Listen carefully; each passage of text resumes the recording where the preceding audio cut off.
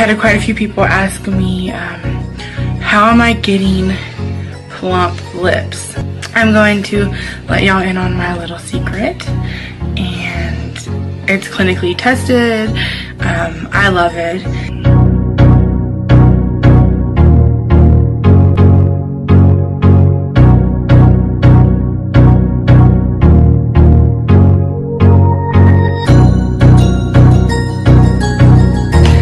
To see you all having these because it's amazing.